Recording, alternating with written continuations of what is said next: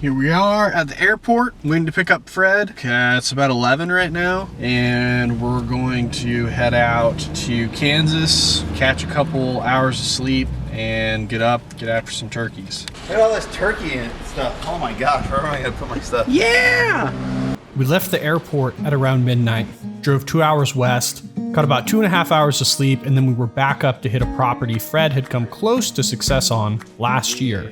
The word was, there were lots of birds, some standing corn, and we were optimistic about our chances.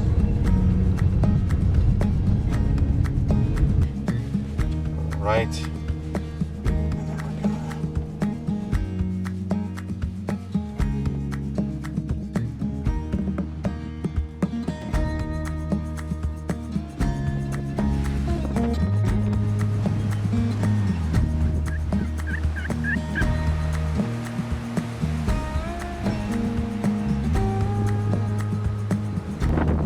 Constant, heavy wind meant that we couldn't hear any gobbling in the morning. And since our first setup was hidden behind a ridge, we decided to sneak through the woods and set up further down the field. Thankfully, it didn't take long for the birds to show up. We spotted 2 gobblers across the, or like at least 1 gobbler across the field.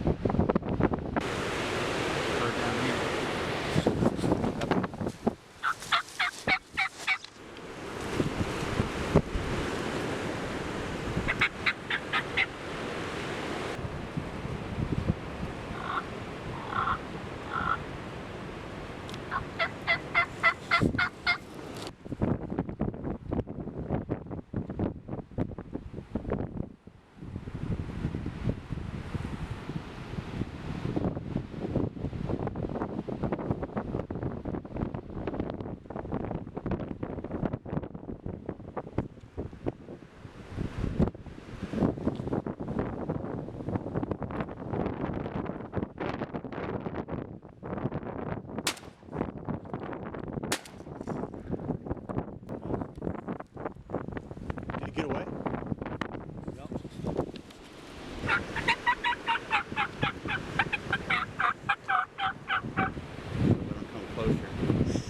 Yeah.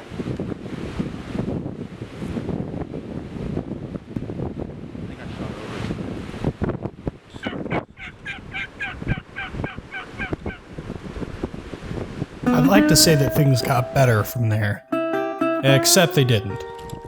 The assumption was, somehow, Fred's red dot scope had come off center. We tried to diagnose it and make a new plan.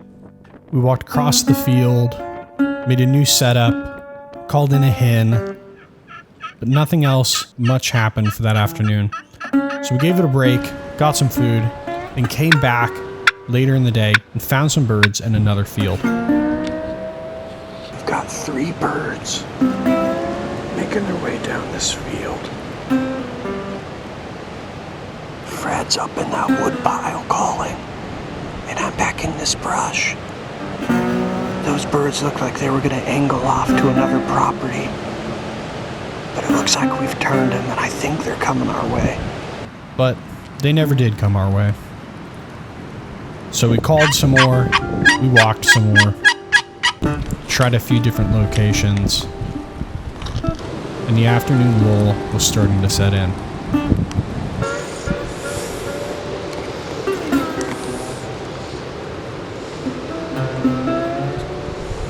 That is, until the thunderstorms rolled in.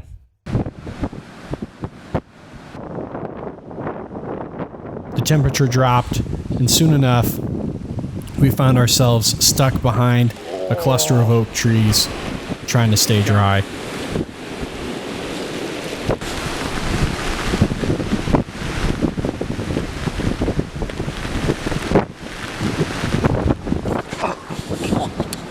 It's a little wet.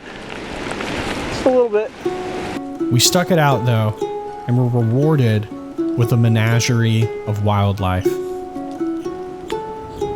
We knew that the turkeys would want to come out into the field to preen, and were encouraged by the amount of animals we were seeing.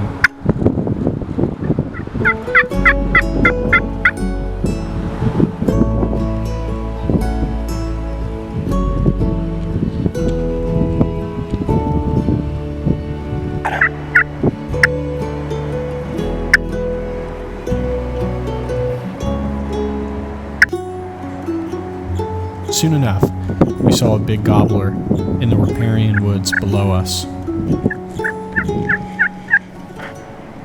Come on.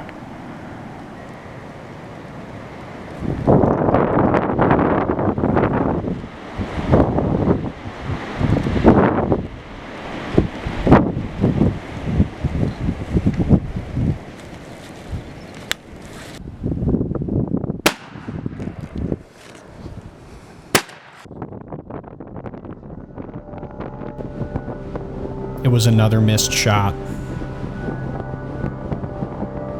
After such a tough day of hunting, we decided to call it, go diagnose Fred's shotgun, and get back at it the next morning. The wind had died down, and the birds were active.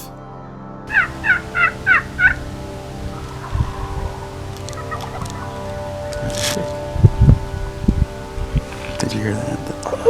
Yeah. I think he choked on it. That's a jig.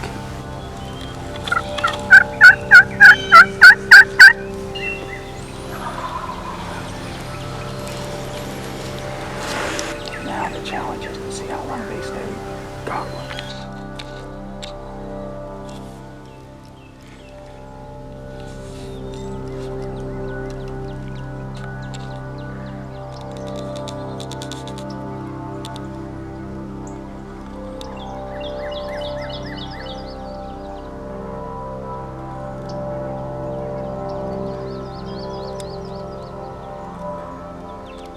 That same Jake that we had heard earlier came running to the decoys.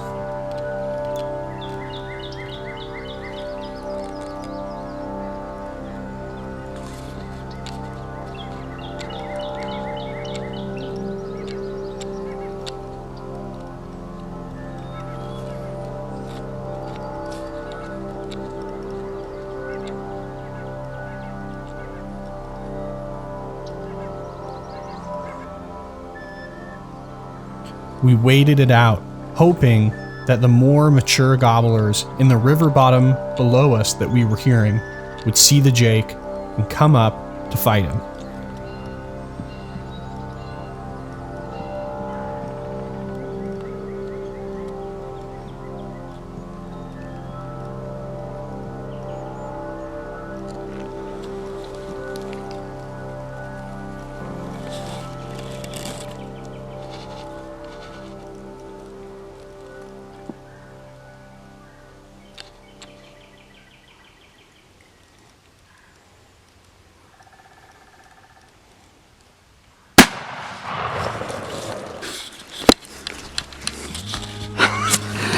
Bird Crazy. bird played like a man. I ain't leaving Kansas without a bird. We better go get it. Oh my god, dude. That was crazy. There's 20 damn gobblers in there, but you got everything you could have wanted right there. Oh. He didn't tip that over. I was gonna let him play it out.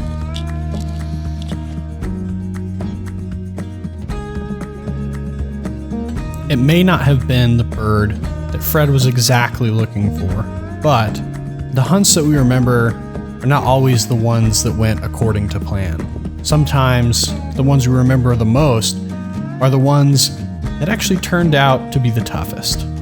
All in all, Kansas treated us well, and we were glad to have had the opportunity to take a bird in such a beautiful place.